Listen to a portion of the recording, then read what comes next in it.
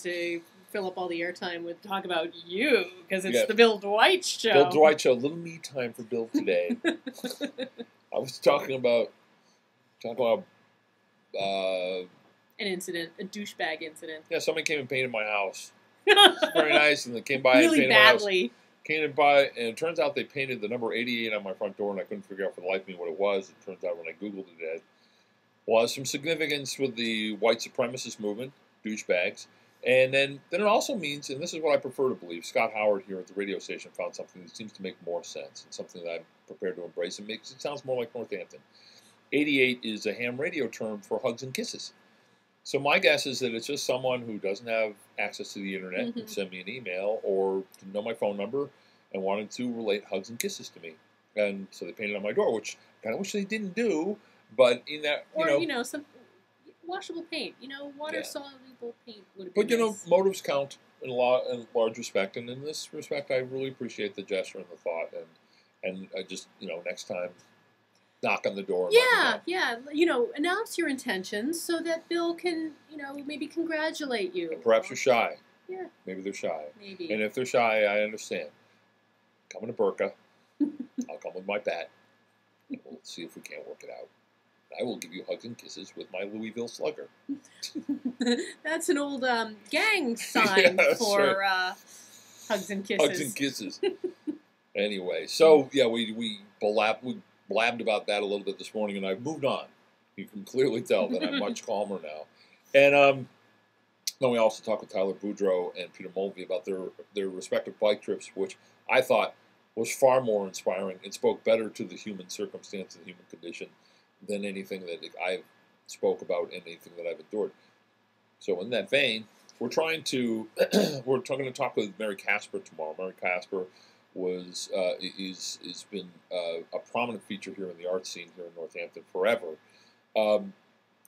She was present at the council meeting where she witnessed a harangue from a couple of citizens, focusing on the mayor, focusing on the council, that, to her way of reckoning, went beyond the bounds of civility and went beyond the bounds of just getting a message across, and in fact actually was threatening, and at the worst and at the least was at least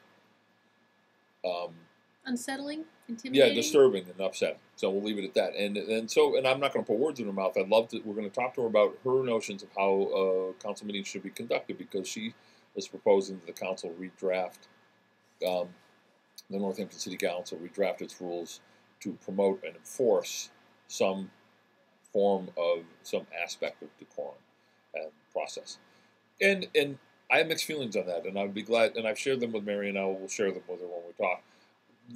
That said, it's still clearly there does seem to be, and maybe it's just me and my narrow perspective, but there does seem to be kind of a trending toward a heightened volume and rhetoric, a lot more heat and less light in this and the debates that we've been experiencing lately. But which may be informed somewhat by what happened to your door. Moving on. That's conjecture. And I don't think... I'm not saying they're related. I'm just saying it's an atmosphere. Yeah. When did you stop beating your wife? And then also Loretta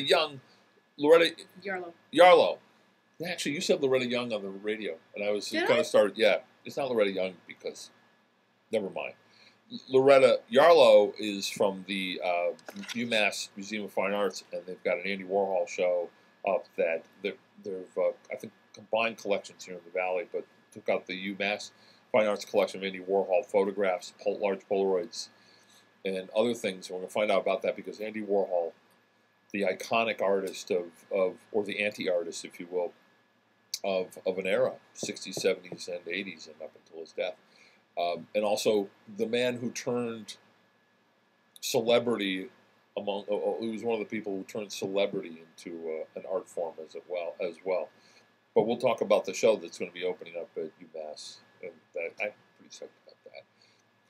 That brings us up to Thursday, where we're going to be talking to Krista Hilfers and Miss Trans Northampton, Lorelei Arisis. Lorelei Arisis is the first and only Miss Trans Northampton we've had Lorelai on before because she presided over Pride, and she has energy unbounded that it's better than taking methamphetamine, if just being proximate, for a variety of reasons. And now she has a tiara. And now she has a tiara and maybe a scepter. We'll ask her all about that when she comes in. And Krista Hilfers, who put on the show, and we talked with her too.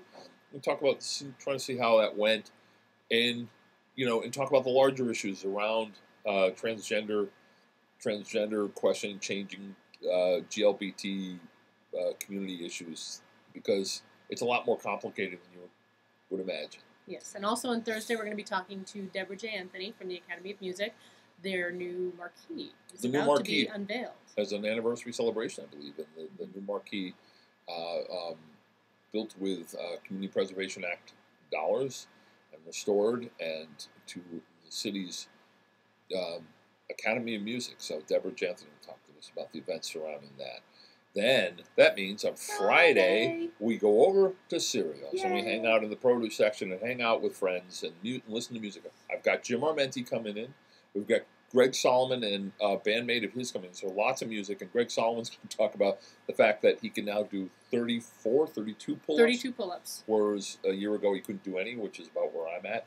And then also talk about the stories that he writes for Local Buzz on Mass Live. So... And then, of course, all our friends over there at Cereals, Greg, Gary, Karen, George, Jimmy, and anyone else who happens to be there, Lucy. Duke. So, Duke, yes. So come by, check us out. We'd love to see you over there, and that's this Friday coming up to Cereals over there on State Street. So there it is. There's a day, there's a week. It's life worth living. And that's what we got it. We got it in spades here. So talk to you later. Peace out, yo.